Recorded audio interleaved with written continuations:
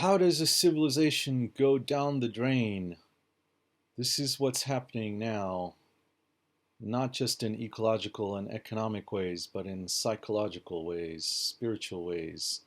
We have lost our tribes when, well, Western civilization has been around. And since the Industrial Revolution, we've lost our villages and our extended families. And now we're even losing the pair bond and the nuclear family. Tribes were great. They worked. They gave people a sense of security, of belonging, and meaning. And villages also, to some extent, worked, although they had problems, which I think are still resonating in the collective unconscious or maybe conscious. We'll talk about that later. And there's so much data that families and pair bonds uh, are helping people in all ways that have been measured, especially when the people in the pair bond have secure attachment. So, as far as happiness, feeling of freedom, ability to take risks, all kinds of psychological measures. So, these things are being eroded. The villages have gone by a while ago, but now the family and pair bond is under attack, and it's one of the things that sustains us, and we need it. But without it, I think our civilization is going to go down. I think there are several factors that are contributing to this attack on the pair bond and the family. Um, One is just mainstream therapy. Um, so I think they mean well, and I don't think there's any conspiracy to destroy the pair bond. But basically, that's what they're doing. It's just a choice or a lifestyle, but it is a pathology. I mean, that was what science has discovered. It hurts the avoidance because it deprives them of all the advantages of having a good supportive romantic relationship, and it hurts their partners as well because you can't have a good relationship with someone who has avoidant trauma unless they they do all this therapy to get secure attachment. But don't pretend like it's just a lifestyle or a choice. They're telling people that needing someone else is bad, essentially, and that they should just love themselves as a panacea for this basic human desire to have a deep connection with another human being and have a family. In other words, therapy needs to be not just personal, individual therapy, but interpersonal therapy. People need to learn how to really listen to each other, and they need to get back in touch with this basic, fundamental human feeling of loving their partner, not just in a transactional way. Here are the good intentions. They want to prevent the kind of situation where a woman is stuck with an abusive husband with no recourse because she's economically dependent on him. So, yes, totally justified in that case. They want to prevent people who are stuck in a relationship that has substance abuse and addiction, and those people who are codependents and enabling the addict. They want those people instead to also focus on themselves.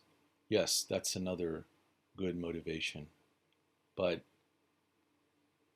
they have taken it now to the other extreme where they don't recognize that there is something good about being in a relationship, needing the other person and being needed by them, and that it's not enough for that to just love yourself. You have to actually love the other person and admit that you need them and they need you, and they need to admit that too. Another positive motivation of therapists is anxious people have the opposite pathology than avoidance, where they get all their meaning from their partners. So that's the avoidance worst nightmare. Um, they they don't want their partners to get any meaning from them. Their partners are already threatening to them, even if they have secure attachment. But if they have anxious attachment, they're just the worst nightmare. Of course, there's trauma bonding, so these anxious avoidants are going to attract each other through a mechanism I don't totally understand, but it's called trauma bonding. Probably has to do with the amygdala being the source of these initial memories, but also of sexual attraction. And I think probably a lot of therapists have avoidant attachment as well. So they have this perspective of the partner as someone who's dangerous to them, and of course the best thing to do is to not need them.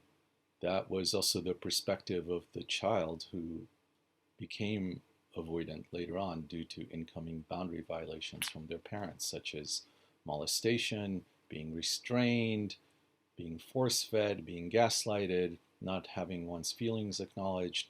So when that happens to a person, they're going to get an avoidant attachment style, and later on, they're going to be afraid of trusting any partner. And their strategy, which is quite adaptive actually, is to love oneself, do yoga, do meditation, and what my own therapist has dubbed transcendental disassociation. So, because these trauma therapists are mostly avoidance, they have avoidant attachment trauma from childhood, they have a bias against the behavior of people who they may have been romantically involved with who are anxious, who have anxious um, attachment trauma. And those people are extreme in not being able to self soothe and expecting their partner to take care of their every need. But it's not that black and white. Actually, the attachment system is something that nature evolved first for bonding between mothers and babies, but later it was used to create attachment between mothers and fathers. So it's the same attachment system. All the systems are essentially the same. And when the trauma community and therapy community says that people are not being mature when they expect their partners to provide love to them, and that everybody should just love themselves and not expect their partners to love them, that's actually not correct because um, like I said, it's the same attachment system, and you can't actually substitute the kind of love that you can get from your partner um, with self-love. It's just totally different things. I mean, there's nothing wrong with self-love. It's great, but it cannot substitute for the kind of love that you can get from a partner. And I know capitalism would like us to believe that we can just do everything on our own and we're these hyper individuals, but it's just not true. So what ends up happening is we end up outsourcing this love that we need.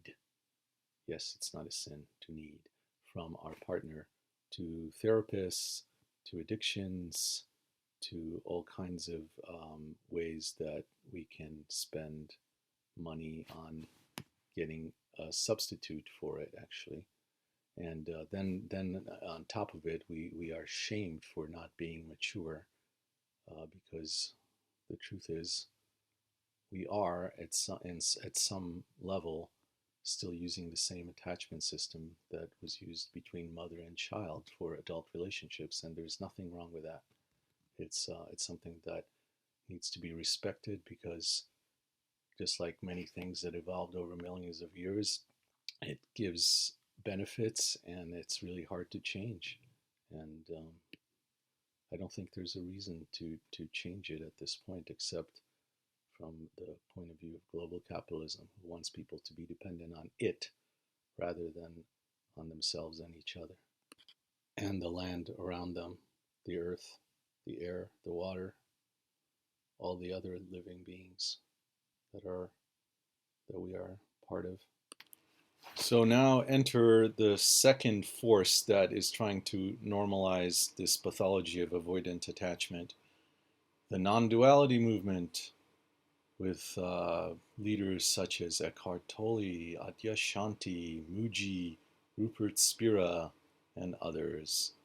And they are basically telling people that they should not need a partner and that they are justified in feeling threatened as long as they're being human. They're justified in being threatened by a partner, and that they should strive towards this non-dual state of consciousness, which I think is quite useful for the avoidance. It makes them feel peaceful, but it also it spiritually bypasses all their trauma, and it spiritually bypasses millions of years of evolution that have given us tools to actually survive and thrive.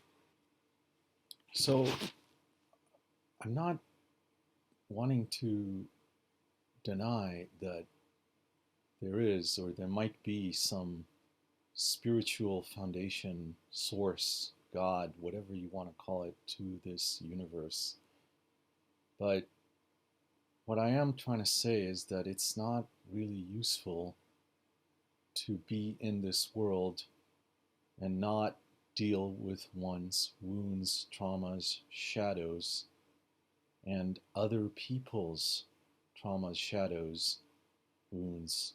And that if one sees the world purely as either a manifestation of this non dual force or as dual forces that are battling each other, it's not, it's very dangerous. It leads to genocide ultimately because one does not see the human anymore. I'm not saying that all these therapists and New Age non duality gurus are intentionally trying to mislead people or hurt them. They are actually well intentioned, but what ends up happening through cultural evolutionary mechanisms is that they are selling a product, and in order to do that best, they're telling people to that they don't have what humans have had for a long time. That is a supportive partner in a family, and used to be village or tribe. Um, but yeah, just like advertisers tell you that your body is no good, therefore you need to do all these things to it with their product, that's what these therapists and New Age gurus are telling you to do as far as your deep need for attachment that's been scientifically proven to exist. And denying it is like denying needing food. So now instead of that, you go to their workshops, you buy their books, you take therapy sessions from them. So imagine that there was a breatharian movement. There actually is. I don't know if it's a movement, but there's a few people who deny their need for ingesting food. And yeah, what's happening is basically like that. Um, these people just think that needing food is a is a bad thing, and now there's a whole industry to try to convince people to be breatharians. Essentially, I'm making an analogy. But what if there was a food shortage, and some one of the breatharians figured out how to actually metabolize the yeast that were coming into their lungs from the air, that would actually give them an advantage, a selective, adaptive advantage over people who were hungry but couldn't get food because there was a shortage. So maybe the same thing is happening in our hyper individualist society now, where things are breaking down and there's no longer village or tribal support for the family, and now the family is under attack, and people are really lonely. So maybe the best they can do is be these dissociators and spiritual bypassers. Or you could think about it as a band aid, a consolation prize. Also, the trauma community is in on this frontal attack on pair bonding and the family and ultimately the Western civilization, because they are telling people to do all these individualistic therapy, whether it's with a therapist or whether it's with entheogens, but they're not at all telling them to acquire relationship skills of listening and really caring about the other person. So they're not also looking at all this data on resilience. So everybody has trauma, yes, but some people also have managed to transcend that trauma because they have ways that they can be resilient. Probably also something that happened in childhood, or maybe genetics or other epigenetic phenomena. In any case, yeah, I don't think the trauma community is helping here either. So all this gloomy news about how our society is going to become just a bunch of individual avoidants all meditating. Of course, this can't go on. I mean, ultimately, we have to provide for our food and our shelter and other basic necessities. So avoidants are not going to be able to do that while meditating. Um, Neither are breatharians for that matter. So what is to be done? Well, start by reading Stan Tatkin or Sue Johnson, who understand how important it is to promote pair bonding, to admit that we need each other. We're wired for needing each other. We're a very social species, and we evolved by needing our partners in our villages and our tribes. So maybe we should just encourage people to understand these things and promote families. Sue Johnson has several policy ideas. Um, we could also try to encourage local economies where people become dependent on each other and need each other for food and shelter and other basic needs. And maybe other things. I don't know. You tell me how to improve it.